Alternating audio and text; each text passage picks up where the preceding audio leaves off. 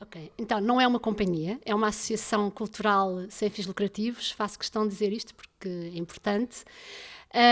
O balanço é incrível porque passamos por várias fases, como a maioria das estruturas em Portugal, fases melhores, fases piores, mas é um balanço muito positivo porque ainda continuamos a fazer espetáculos, a apresentar o nosso trabalho. É uma grande conquista não ter desistido, portanto é muito positivo. Tivemos momentos com mais apoios do Estado e de outras instituições, tivemos momentos em que quisemos desistir e pensámos mesmo voltar a formatos mais independentes e não que envolvessem equipas grandes, que dá, por um lado, é uma grande responsabilidade e também, muitas vezes, não é isso que faz com que o trabalho continue.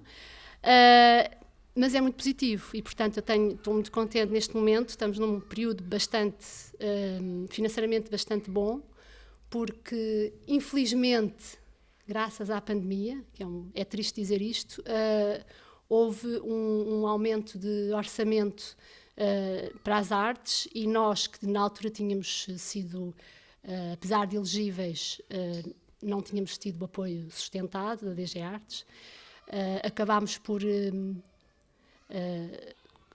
ter este apoio, o que nos permitiu mais 2 anos de sobrevivência com uma equipa incrível que se tem, enfim, construído e tem, no fundo, desenvolvido um trabalho incrível não só para o nosso trabalho enquanto artistas, mas também a nível da educação, que de repente tornou-se um pilar fundamental no nosso projeto, trabalhando com escolas, trabalhando com crianças, com o Grupo 23, Silêncio, que foi um projeto que se extinguiu, mas que na verdade foram 10 anos quase de trabalho com os jovens, mas continuamos com esse trabalho na área da educação, sejam nos espetáculos que o Sérgio Pelágio circula, para crianças, escolas e por aí fora, como as aulas que damos regularmente nas escolas próximas aqui do Teatro da Voz, mas também pelo país.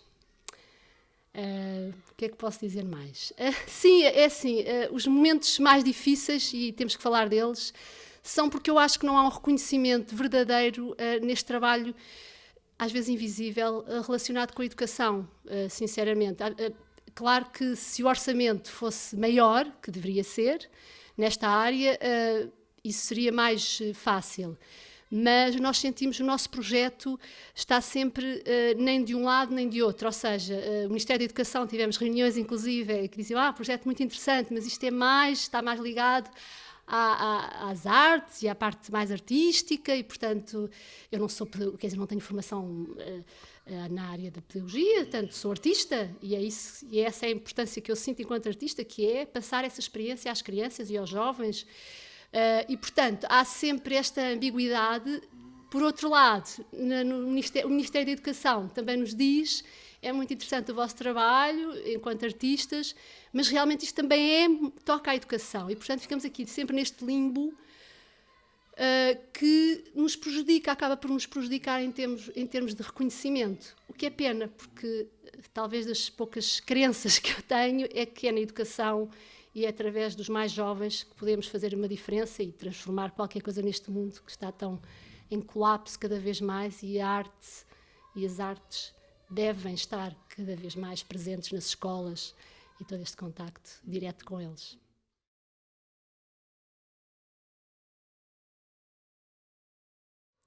Esta nossa colaboração já é longa e já conheceu diferentes formatos de colaboração.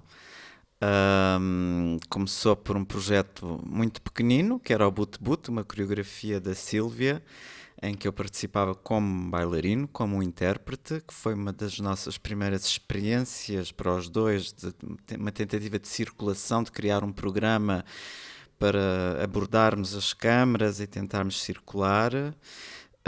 que é uma coisa que nos une, que se calhar poucas pessoas sabem, mas eu e a Sílvia já corremos o país, inclusive chegámos à Galiza, na carrinha da Real Pelágio, a bater à porta das câmaras, a tentar perceber qual é que era o posicionamento, as perspectivas, as expectativas das câmaras para a programação, como é que viam a dança contemporânea. Fomos fazendo uma recolha dos equipamentos, que depois tentámos passar também para o resto da comunidade e tentámos abrir portas para esta circulação da dança contemporânea em Portugal, que não era fácil na altura, continua a não ser evidente hoje em dia, mas há uns anos atrás ainda era mais complicado. E depois fomos mantendo este vínculo, seja como intérprete, como co-coreógrafos, fomos explorando as várias possibilidades de colaboração entre os dois. Para mim são importantes estas cumplicidades que eu vou mantendo com a Sílvia, com a Meg Stewart, com a Carlota Lagido, com o Sérgio Pelágio na música, com o Frank Laubenheimer nas luzes e na cenografia mais recente, mas que agora já começa a ter algum tempo também. Eu acho que estes diálogos continuados, não constantes, porque depois vamos passando para outras pessoas, depois voltamos, mas vamos mantendo alguma regularidade nestas colaborações, são muito enriquecedores, porque há uma base de partida e, portanto, tu podes ir tentando e crescendo mais e criar novos desafios se não te queres repetir. E, portanto, é ótimo trabalhar com pessoas novas que não conheces, novas, e quem diz com mais idade também, mas com quem ainda não trabalhaste, tem que encontrar novas colaborações e que é sempre um desafio e é ótimo para ir abrindo portas. Mas o facto de se trabalhar com pessoas também que já te conhecem, com as quais já criaste uma história, também te ajuda a dar um salto mais para a frente e abrir outro tipo de portas. Portanto, eu gosto muito de conjugar estas duas vertentes. Colaborações como a que tenho com a Sílvia Real e colaborações com pessoas que vou descobrindo e que vou encontrando ou que já conhecia, mas que nunca houve a oportunidade de trabalhar, e que também gosto muito de não me esquecer dessas pessoas e depois tentar encontrar as oportunidades para colaborarmos.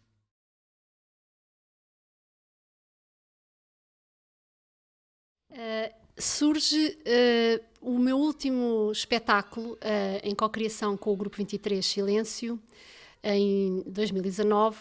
Eu cantava uma canção nesse espetáculo e já há muito tempo que não cantava em palco, e daí surgiu uma grande vontade de voltar a cantar num próximo projeto. Entretanto, o grupo extingue-se exatamente no início da pandemia, por questões financeiras, porque não tínhamos tido na altura apoio, e também pela complexidade de ter digressões com 17 pessoas, muitos dos quais crianças entre os 10 aos 16 anos. Portanto, toda essa complexidade era enorme e, portanto, o grupo extinguiu-se. Mas esta vontade de cantar permaneceu. E depois surge o primeiro confinamento, essa é que é a verdade. E nessa altura enfim, todos nós tentámos encontrar soluções criativas para suportar aquilo que vivíamos, acho eu. Aquilo que eu fiz, uma das coisas que fiz foi vir aqui para o espaço, para o Teatro da Voz, onde não estava ninguém, perto da minha casa, e vim para aqui durante esse período explorar movimento, pensar o que é que quereria fazer, qual seria o rumo da associação, da Real Pelágio também, visto que não tínhamos apoios, o que é que eu quereria fazer. Portanto, foi um período muito solitário, muito doloroso, mas ao mesmo tempo parecia que não tinha compromisso, era estranho, parecia que posso estar aqui, não sei o que é que vai acontecer, a explorar, sem ter ainda um objetivo concreto de projeto. Mas claro que isto foi durante uns dias, mas depois tive que começar a pensar seriamente o que é que queria fazer. E graças a alguns apoios que se mantiveram e mantêm, como a Câmara Municipal de Lisboa e todos os nossos coprodutores pelo país fora, como o Francisco disse, há 20 e tal anos nós iniciámos essa loucura, mas é verdade que muitos dos nossos coprodutores tiveram início nesses encontros, que é incrível. Portanto, são 20 anos também de relações regulares com os coprodutores e programadores em Portugal.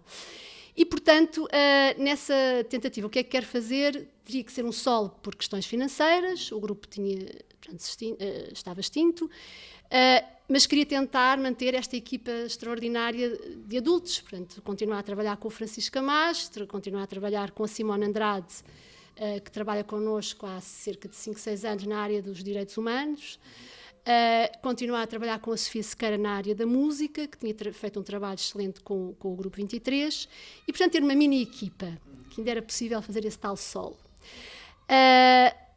Entretanto, tendo a notícia que tínhamos um apoio sustentado, pensei, bom, se temos mais financiamento e perante aquilo que me apercebia em relação a todos os artistas do nosso setor, pessoas sem dinheiro para ir ao supermercado, pessoas completamente na precariedade, pensei logo, não, a prioridade é dar emprego, tanto quanto possível, a outras pessoas e perceber então com quem é que quer trabalhar e deixar a ideia do solo e passar então a ter mais intérpretes comigo. E surgiu esta ideia de voltar a trabalhar com o Magno Soares e com a Beatriz Valentim, intérpretes do espetáculo também, os mais crescidos, portanto, eles têm 26 anos, ambos, e tinha ficado uma grande vontade de voltar a trabalhar com eles na altura. E, portanto, pensei, é com eles que eu quero trabalhar, e não só trabalhar com estes intérpretes extraordinários, mas também tentar usar este financiamento para conseguir contratos de trabalho para a equipa, seja a nível da produção, como até dos intérpretes. Houve uma coincidência nessa altura também, e devido à pandemia, que foi, eu tinha que despejar, na altura, um barracão cheio de adereços, cenários, fotografias, diários, cassetes com canções de ensaios. Portanto, eu tive na altura que despejar esse armazém, e serviu um pouco para encarar e ter coragem de encarar objetos muitos fantásticos, mas outros que me traziam memórias não tão boas, aliás, bastante desagradáveis, seja por pessoas que já cá não estão, que morreram, seja por projetos que não correram tão bem, enfim, por aí fora. E, portanto, ao ter que fazer essa seleção, que incluíam figurinos, muitos figurinos também, na altura, portanto, houve um período muito grande em que eu trabalhei com a Ana Teresa Real e, portanto, tinha uma série de figurinos dos espetáculos antigos que tinha que encarar e deitar fora alguns, renovar, etc. Ao ter que fazer essa seleção e trazer para o Teatro da Voz aquilo que eu achava que valia a pena guardar, também surgiu esta ideia de, e se eu encontrasse outros sentidos para estes objetos e poupasse dinheiro, que era uma questão, não ter figurinos originais, não ter que ir comprar materiais e por aí fora, e servir aqui estas duas questões, não é? Por um lado, gostei de rever alguns, inclusive, por exemplo, as botas com que eu dancei o boot-boot há 25 anos, estavam ali e o Francisco tinha-as usado e o Francisco fazia parte desta equipa e, portanto, há assim umas coincidências que fizeram, se eu usar isto outra vez, como é que eu vou usar isto? Com que intenção e com que sentido? Portanto, estes fantasmas, como eu lhes chamo, vieram para este espaço, eu continuei a explorar este trabalho, já a pensar que seria um trio, e aí surge também, na altura, uma vontade minha de me juntar a mais pessoas. Ou seja, eu acho que nós estamos a viver, e continuamos, mas naquela altura, claramente, um período de medo, de o que é isto que nos está a acontecer, como é. E acho que, pessoalmente, isto é muito pessoalmente, senti vontade de, tenho tempo, se calhar, de perceber quem é que está pior que eu, porque obviamente, e a quem é que eu posso ajudar, e não ficar sentada no sofá, entre aspas, à espera que isto melhorasse, ou que as pessoas, enfim, também se juntassem mais. Portanto, fiquei assim um bocado sem saber o que fazer, e surgiu esta ideia de me juntar à Ação Cooperativista, que é um grupo informal, uma ideia da figurinista e bailarina Carlota Lagide, que juntou uma série de artistas, produtores, jornalistas, e que começou em reuniões Zoom a perceber como é que podemos ajudar, em que forma.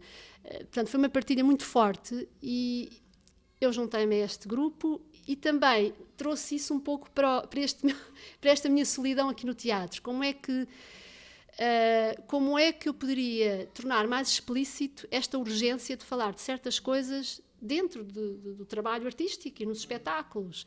Acho que era urgente, pelo menos para mim, isso passar mais para o trabalho. E, portanto, como conciliar, por um lado, um arquivo, uma história de vários espetáculos, com equipas que neste momento já não estão cá, e conciliar isso com esta ação e esta vontade de agir de alguma forma em ajudar os outros, e isso passar para o palco. Pronto, este foi o desafio. Passámos por vários problemas. Um deles, por exemplo, logo o primeiro, mas estas canções, a maior parte delas, canções românticas, canções porque fizeram parte do meu repertório. Como é que esta ligação com esta minha vontade mais política de querer trabalhar, como é que isto se conjuga? E acho que o Francisco, uma ideia muito do Francisco, de como é que poderíamos alterar um pouco as letras das canções para, no fundo, adaptar um pouco, acho que foi uma ideia ótima, que está presente no espetáculo, e fomos encontrando essas ligações, e continuamos a encontrar essas ligações entre o amor, o amor e também os heróis e as heroínas dos nossos tempos que queremos homenagear neste espetáculo. Foi assim uma ligação ainda a descobrir. E essa vontade de dar voz a pessoas que nós admiramos. Esse trabalho foi feito muito com a Simone Andrade, que fez essa investigação, também quais as pessoas que ela gostaria de dar voz e de apresentar, e portanto foi um trabalho feito muito em parceria, e juntar estas questões, um arquivo, uma história, mas também este lado presente, e o que é que nós estamos a viver e como é que podemos aproveitar este momento para passar essa informação.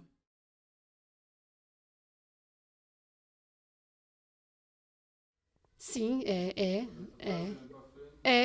porque são realmente 25 anos de um percurso, de muitos espetáculos, de muitas colaborações diferentes, apesar de muitas pessoas, o caso da minha colaboração com o Sérgio Plágio teve um período muito intenso, mas agora até menos, em termos de colaboração artística, mas quer dizer, há um legado enorme, há uma memória de muitos espetáculos e outros colaboradores, e portanto, isso sim, a memória, o presente e o que nós estamos a viver, eu também acho que sim, que toca também o que é que este momento, estes 2 anos também estão a ser para nós e como é que isso nos está a transformar enquanto artistas, pessoas. Acho que sim, que tem aqui estas 2 componentes. Sim.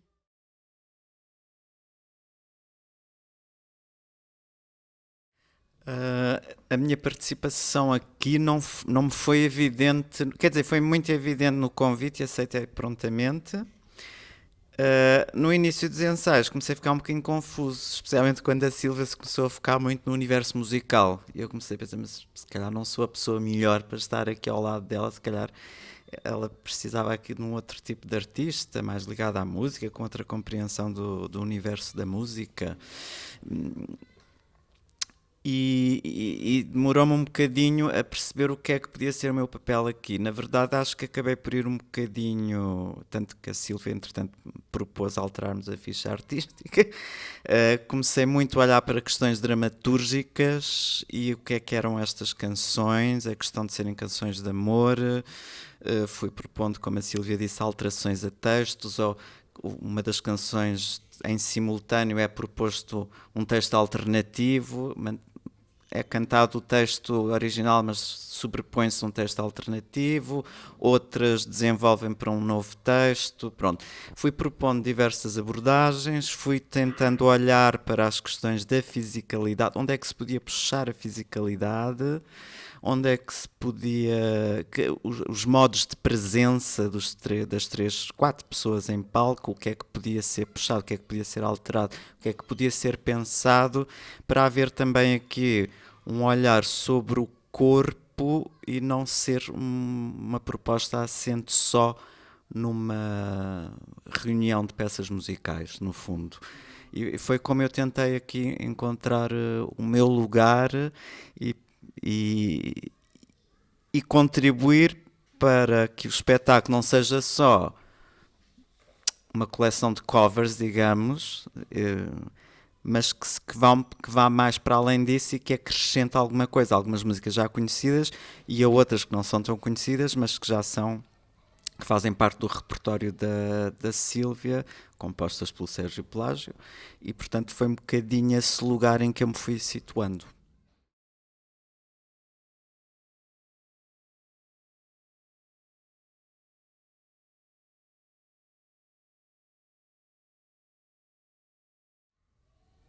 É assim, essa frase foi muito o arranque ainda dessa investigação aqui no Teatro da Voz.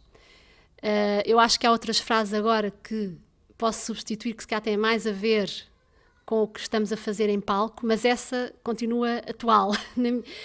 Eu acho que é esta questão de enfrentar que existe um problema concreto, seja a nível pessoal, de relacionamento com o próximo, com o outro, com numa relação, numa família, numa sociedade, numa equipa.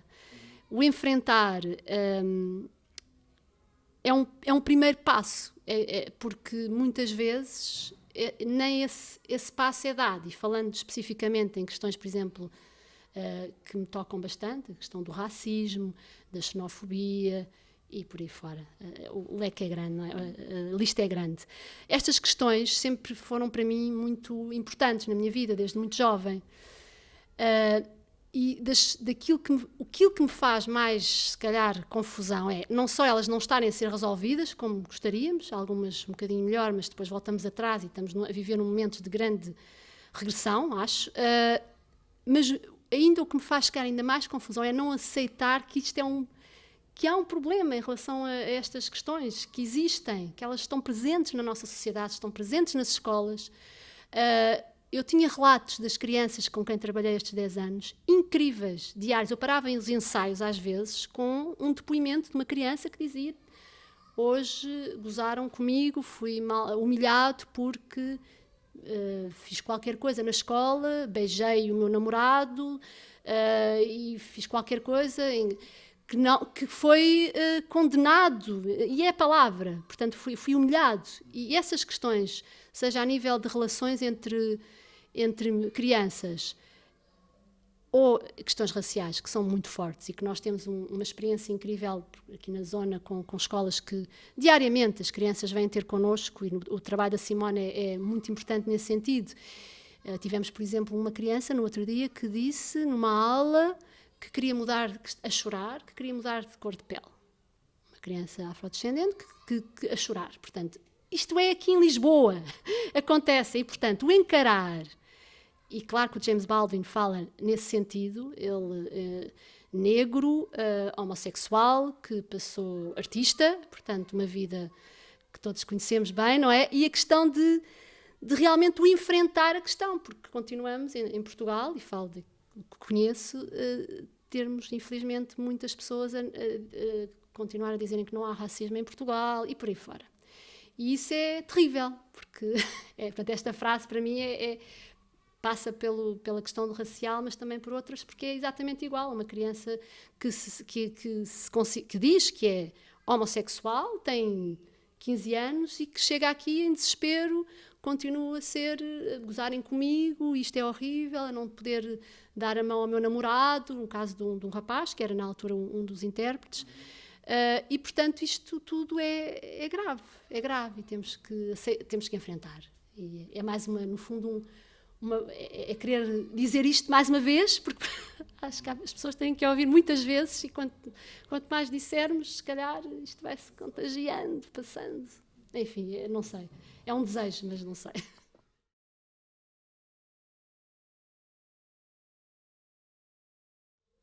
Eu acho que, pensando que realmente as artes, quaisquer que sejam, têm este poder transformador nas pessoas, tenho que voltar às questões de financiamento, porque é realmente importante voltar a dizer mais uma vez que esse financiamento aparentemente invisível realmente transforma as pessoas. Várias vias. Pode ser em estarem mais bem dispostas, pode ser em fazê-las pensar e refletir sobre questões que nunca pensaram, pode ser de diferentes formas, mas acreditar não sei, os políticos acreditarem que isso é mesmo importante e aí talvez valorizarem mais a nível financeiro os artistas e as artistas em Portugal. É que... É sempre o mesmo. Pronto, a Sílvia já tocou no ponto essencial, não é? Que é o aumento de financiamentos. Eu diria que a par do aumento de financiamentos, se a cultura começasse de facto a ser encarada pela classe política, que é quem pode decidir as coisas e criar alguma estabilidade, e pudéssemos começar a encarar a arte e a criação e usufruir da cultura e da arte como uma coisa que tem que ir para lá e não pode estar tão dependente dos ciclos político-partidários, e que tem que se começar a pensar como há experiências já foram feitas, por exemplo, no Reino Unido, de tornar mais independentes certas estruturas, de modo a que não estejam tão ao sabor destes ciclos. Isso seria uma coisa importantíssima. Depois, eu tenho o meu desejo é que haja cada vez mais cidadãos e cidadãs a usufruírem da cultura e a participarem nas coisas da cultura. E para isso também era preciso mais financiamento noutras áreas para as pessoas poderem ter poder de compra, poderem ter tempo livre e poderem ter tempo de lazer e poderem ter as condições financeiras também para usufruírem da cultura. Se calhar, se os políticos começarem também a gostar mais de cultura, porque se vê muito poucos políticos e senhoras políticas e pessoas com cargos importantes que não têm que ter a ver com a arte, podem ser noutras áreas ministeriais, se eles fossem mais público, se calhar também começavam a perceber melhor e se calhar criava-se aí um lastro que depois ia trazer também todo um resto de público a usufruir mais da criação que se faz em Portugal. Eu acho que isso é um desejo também, que a classe política comece a ser cada vez mais público para que engrossar o nosso público, e isso pode trazer depois outro tipo de ações e de decisões que vai aumentar ainda mais o público em geral. Obrigada. Obrigado.